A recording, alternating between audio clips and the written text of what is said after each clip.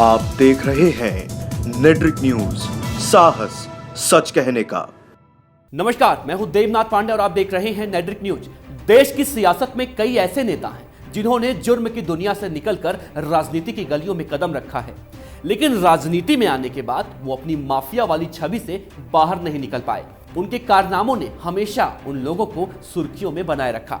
UP की सियासत का एक ऐसा ही नाम है अतीक अहमद, जिसने जवानी की दहलीज पर कदम रखते ही जुर्म की दुनिया को भी अपना लिया था। अतीक अहमद के खिलाफ सबसे पहला मामला साल 1979 में दर्ज हुआ। केवल 17 साल की उम्र में ही अतीक अहमद पर कत्ल का इल्जाम लगा था।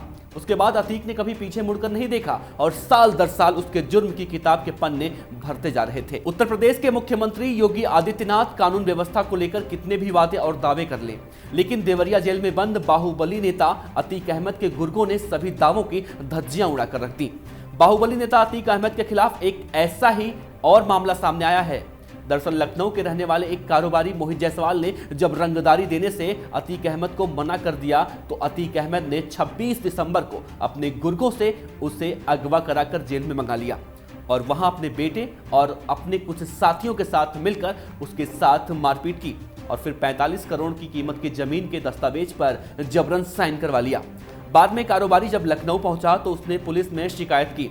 वहीं हमारे संवाददाता मंगला तिवारी ने जब कारोबारी मोहित जायसवाल से बातचीत की तो आइए सुनाते हैं कि इस मामले में मोहित जायसवाल का क्या कहना है।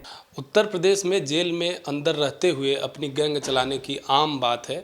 ऐसा ही एक मामला सामने प्रकाश में आया है जिसमें देवरिया जेल में बंद बाहुबली अतीक अहमद ने लखनऊ के कारोबारी मोहित जायसवाल को लखनऊ से किडनैप करवाया और उसके बाद जेल में अपने गुर्गों से बुरी तरीके से पिटवाया और आरोप इनका है कि 45 करोड़ की संपत्ति को लेकर के इनके फर्मे का अपने नाम पे हस्तांतरित करवा लिया है। मैं मोहित जायसवाल से ही पूछूंगा क्या हुआ था जी आपके साथ। ये 26 तारीख की घटना है जब मुझे देवरिया जेल ले आया गया। देवरिया जेल ले जाके मुझे अंदर कुछ पेपर्स पे जो कंपनी के पेपर्स थे जिसमें रिजाइनिंग लेटर थे, सादे लेटर हेड थे, चेक थी, उन सब पे मुझसे जबरन साइन कराया गया। जब मैंने साइन करने के लिए मना किया तो मुझे उस पर उन्होंने मारा भी। अपनी जान माल की रक्षा, अपने जान माल को बचाने के लिए उन्होंने जो मुझसे कहा मैं वो करता चला गया। मुझसे मेरी बैंक के जबरन साइन भी बनवाए गए और साइन बनवाने के बाद मुझे कह के छोड़ दिया गया कि तुम्हें मैं जेल के अंदर नहीं मरवा सकता, नहीं तो मैं तुम्हें जिंदा मरवा देता। ये सब सारी घटनाएं मेरे साथ हुई।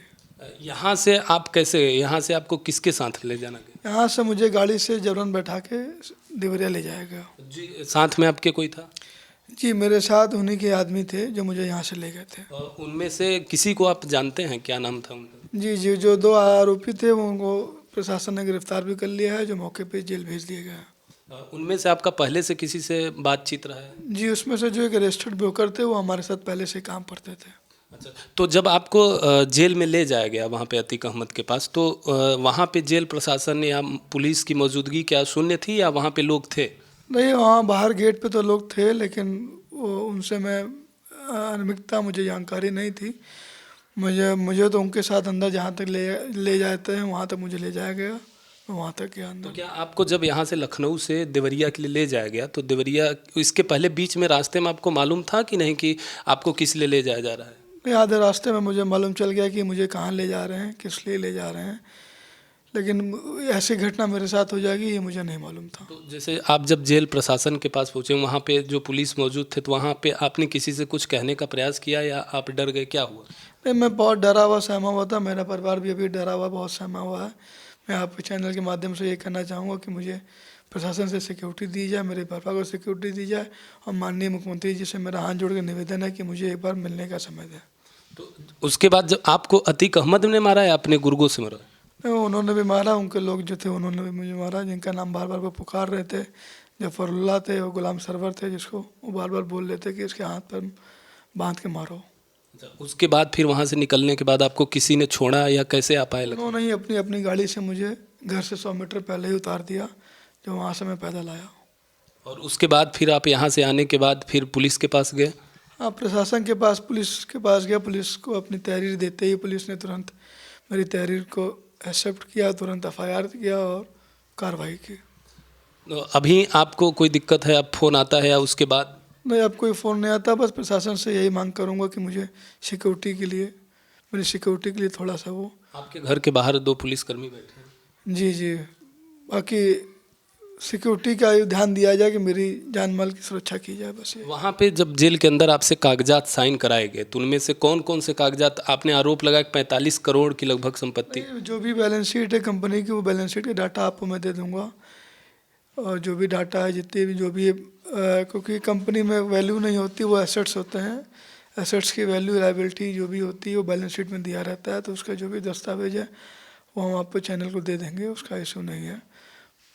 तो आपने सारा हस्तांतरित कर दिया है उनके नाम? जी, सारे रिजाइनिंग लेटर पे मुझसे उन्होंने साइन करा लिए, सारे सिग्नेचर करा लिए, और उसके बाद फिर आपको वहाँ से मार के भगाए। जी। तो आप देख रहे थे, इनका मोहित जायसवाल हैं जो लखनऊ के ज़मीन का कारोबार करते हैं। लखनऊ से लगभग देवरिया की जो दूरी है वो 315 किलोमीटर के आसपास है, और यहाँ से ले जा कर के जेल के अंदर मारना पीटना और उसके बाद कागजात पे सिग्नेचर करा लेना, रिजाइन लेटर पे सिग्नेचर कराना, ये बहुत बड़ा सवाल पैदा करता है। जबकि पुलिस प्रशासन, जेल प्रशासन और खुफिया विभाग के ऊपर बहुत बड़ा प्रश्न खड़ा करता है, आखिर इनका काम क्या है, ये क्या कर रहे थे। अभी हाल ही में आपको एक और घटना होगी कि एक माफिया का जेल के अंदर ही पिटाई के दौरान मृत्यु हो गई थी।